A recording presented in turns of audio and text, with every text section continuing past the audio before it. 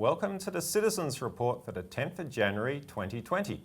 I'm Jeremy Beck. Joining me today is Citizens Party National Management Committee member Sleiman Yohanna. Welcome, Sleiman. Thanks, Jeremy. On today's show, why are we potentially moving towards World War III? And bushfire crisis, failed fire management policy must end. Firstly, why are we potentially moving towards World War III? Well, we're certainly seeing some really very concerning moves right now with the assassination of Qasem Soleimani and Iraqi military official Abu Mahdi.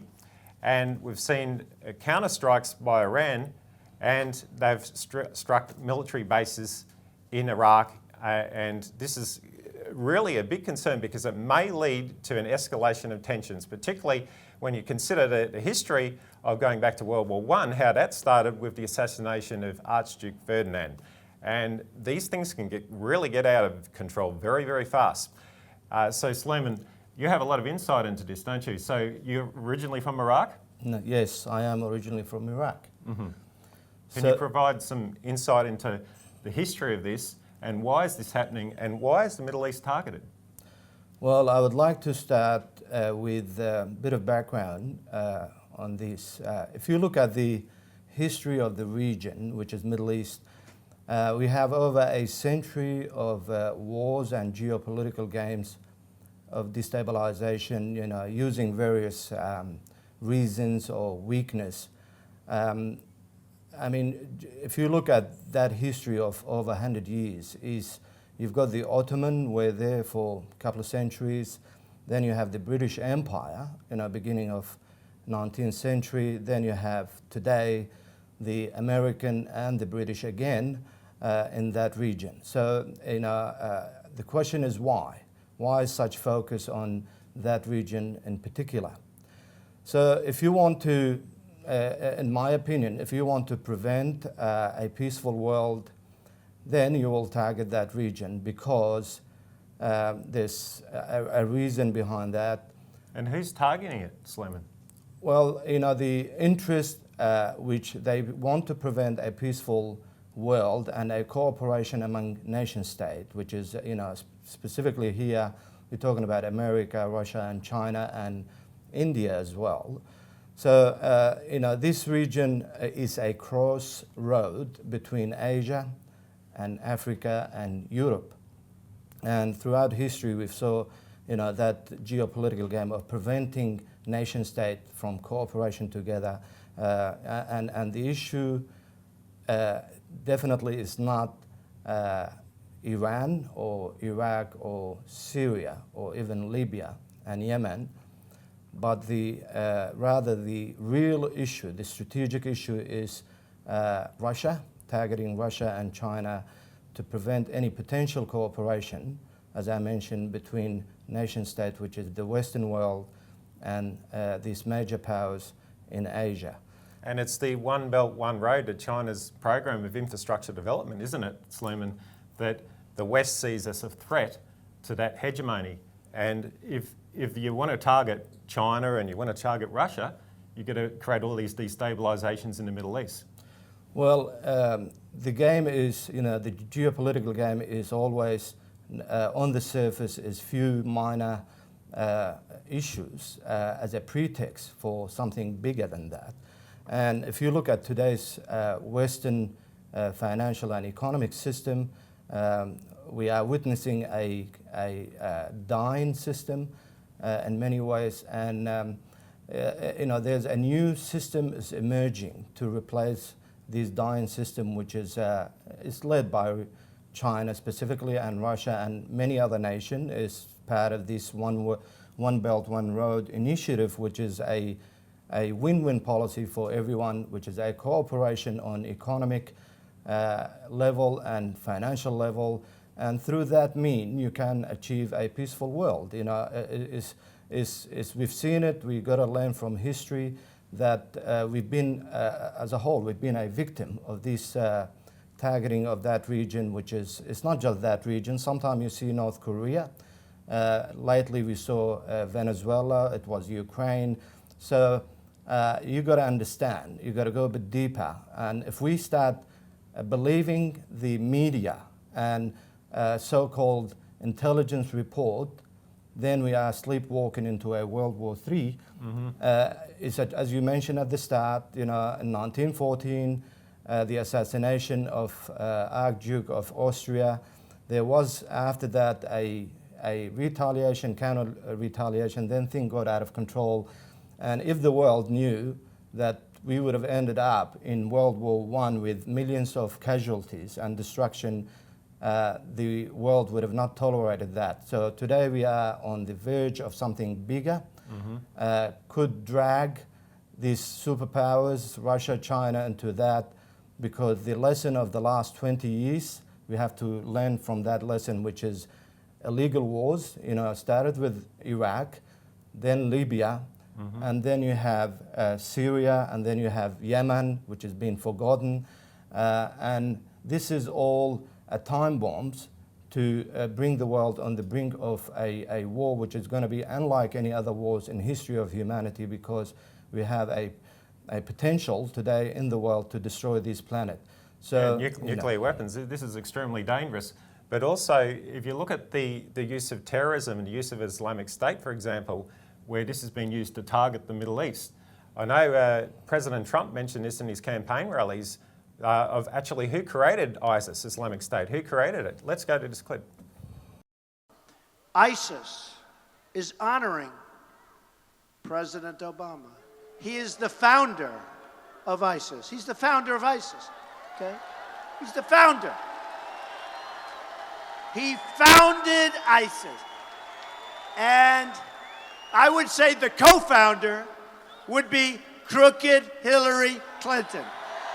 Co-founder, crooked Hillary Clinton.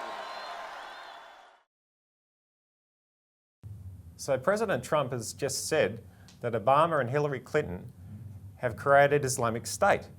Now, this is actually true. They did. But why would now Trump assassinate two of the leading generals who've been fighting Islamic State? Well, Jeremy, I would like to come to early campaign to become president. Donald Trump was vehemently against a war, a permanent war agenda, and he stated that few times, that if Hillary win, it's going to be world war. So, I'm not saying Trump don't have mistakes or he's the greatest, but he's got an impulse of preventing this war. And he stated before that he want to pull out of Iraq, Afghanistan. So if you see, this is in my belief, it's a regime change against Donald Trump administration, because he's got that impulse of cooperating with China, Russia. And remember, the media before Iraq and Libya, they demonize Iraq, Libya, Syrian, demonizing Putin, China bashing. It's all trying to drag the United States into a war which is going to potentially annihilate humanity. So the issue is deeper than just what Trump did, but he don't have many friends in the White House. Everyone is working against his agenda since last 4 years. He's been coming under attack, and impeachment, this escalation is to intimidate the guy to go into war, and that is the great geopolitical game always been conducted in history. So it's not his idea, is it at all? I mean, if you have a look at General Wesley Clark, who said that Iran was on the target list and they wanted to bomb 7 countries in 5 years. I mean, this has been an ongoing agenda.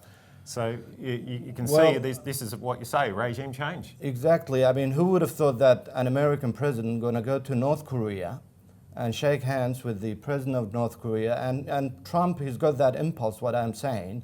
We defend Trump not because he's greatest, but he's got that impulse of ending this geopolitical game.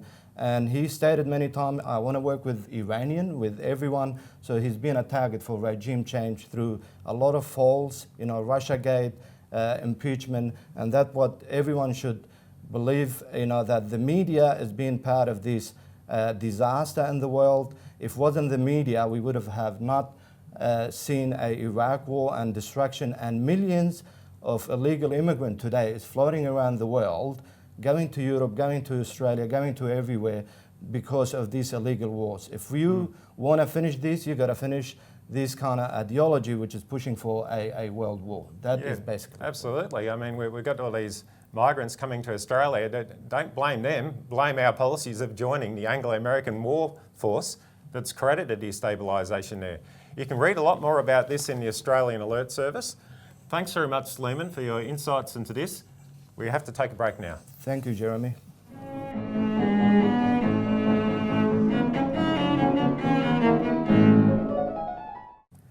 Welcome back to the Citizens Report.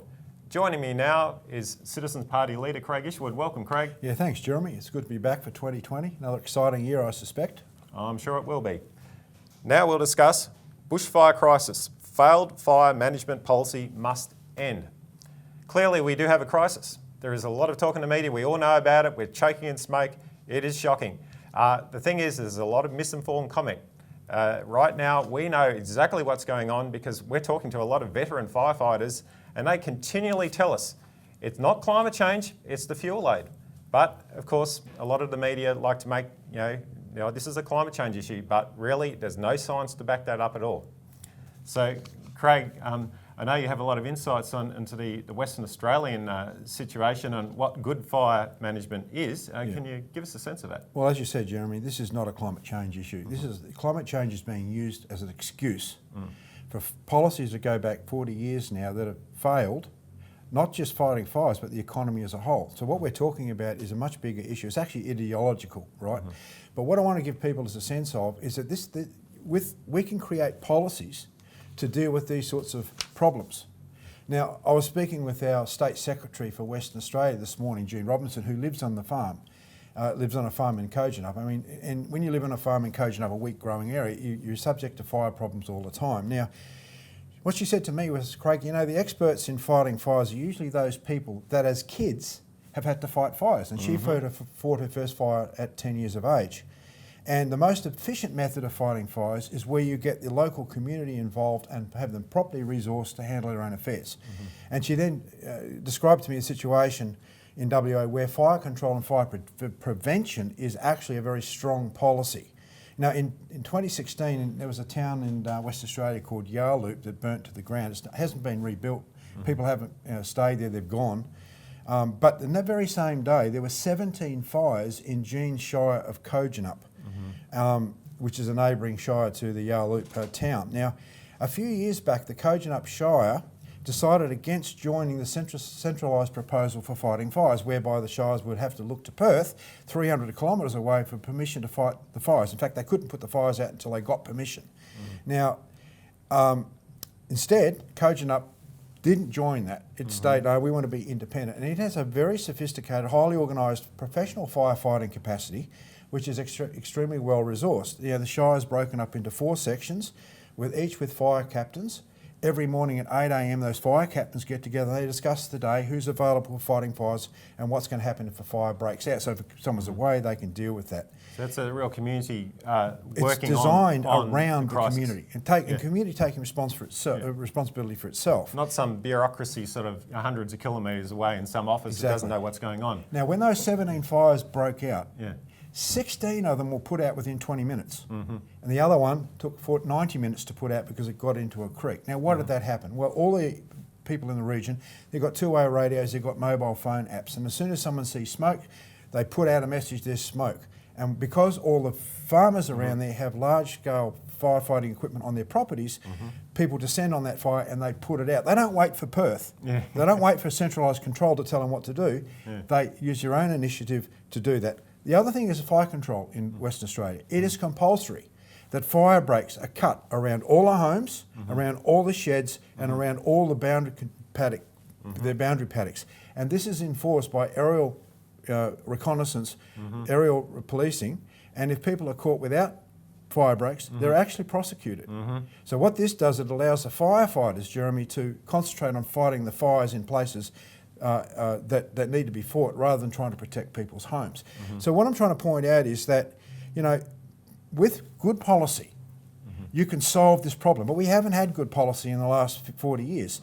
You've had a problem with, the fact that we've had this fuel load, the build up. And maybe you want to give people a sense of what some of the other people have been talking to. The fuel load, I mean, when we've spoken to Fred Forrest, who's a veteran firefighter. He's just recently retired from the Mansfield area.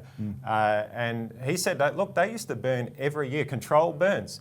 And that's the thing, if you reduce that fuel load and the controlled burns, well, you won't have that build-up. But we've had experts like David Pakman, who's a CSIRO scientist who knows his stuff back to front. He talks about this Byram fire index, where you look at the number of megawatts of heat output along the fire front. And he says that if you have 3 or 4, anything over 3 or 4 megawatts per metre of fire front, you're not going to be able to put that fire out, no matter how many water bombers you have, no matter how many fire trucks you have, because the fuel loads build up and up and up. And that's the thing. Now, they used to do the burns. Yeah, from what you said before in your article, Jeremy, it's in the Australian Alert Service. I mean, you're talking about fires that have 70 megawatts of energy in them. I mean, they're trying to put, you can't put a fire out that's over 3. So all the aerial bombers, as you're saying, just can't deal with this stuff because the fuel load has built up to such a point that it becomes uncontrollable. Well, I also want to make the point, Jeremy, that Fred said that 30 years ago you had a forestry industry. There was 28 sawmills in the area. You had cattlemen and you had the local forestry. And every year they burnt the forest out, as you said. But what would happen is all these people would come together, the foresters, the cattlemen, and the community, and they'll literally work together on the right days to put the fires out. That's all gone. The forestry has disappeared because of the shutdown of the forestry industry, so all the forestry tracts are now growing over again. So the resources that are put into fighting fires aren't there anymore. That's a deliberate policy also when you come to other areas. Well, deliberate policy. David Pakman, who is an expert in the field, he says, look, nothing to do with climate change. That's nonsense. If you have a look at it, when the Aborigines around, they used to burn regularly, and if you go back to 1788, now we have about 10 times as much fuel load, but that's not 10 times the fire danger. That is 100 times the fire intensity of that fuel load, and that's why we've got the fire crisis. And he said, look, you can control burn throughout the winter. We've had experts who talk about this. Some of the media are covering these experts, not many, but I know in 2GB they covered some experts from the Volunteer Firefighters Association, and they were saying, look, you can control burn right through the winters. This idea that you can't do that because of the changing seasons is nonsense. Any person on the ground will know that. Look, these issues are crucial. Most of the media aren't even talking about it. And then they use the excuse, oh no, we can't do these control burns because, they might get out of control. Yeah, occasionally they do. Look, occasionally planes crash, but we don't ban aeroplanes or ban cars. I mean, that's the sort of insanity line we're getting. But the track record is proven these control burns do work. But look, we're going to take a break and we'll talk about more on this bushfire crisis after the break.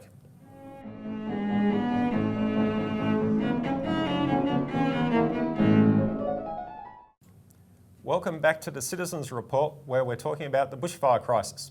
Just to give you a sense of how serious this is, bushfire expert David Pakman, who we talked about before, in his 2015 submission to the Victorian Parliament, he said, "The current land management policy and practice puts citizens in peril. Such acts with full knowledge of the consequences could fall within the definition of a crime against humanity, and when the next fire disaster occurs, and perhaps thousands die in Victoria, those responsible should be referred to an international court." Now that is incredibly serious. Now he's also cited the case of Eltham in Victoria, just in the Melbourne suburbs, where there's trees everywhere. He's saying that thousands could die, many thousands. They'd be trapped in their cars, they wouldn't be able to get out, they'd be stuck in traffic jams, and this is a disaster waiting to happen. So look, we've got to talk more on really the ideological roots behind all this. And I know, Craig, you've got some insights into this. Yeah, right, Jeremy. This people have to understand this just hasn't happened. This has been a build-up of a failed policy for the last 40 years. And it comes from the idea that, it comes from the process that we've talked about many times on this program, where you've seen the takedown of the Australian economy in real terms, right? You look at these policies that have come in, which have sold off our industries, that have shut down many areas of agriculture, that have, stopped us from building actual real infrastructure. Well, these policies of economic rationalism is what's caused the problem, because now you've had this idea come in, particularly with bushfire management, where we haven't got the resources to spend in looking after our forests.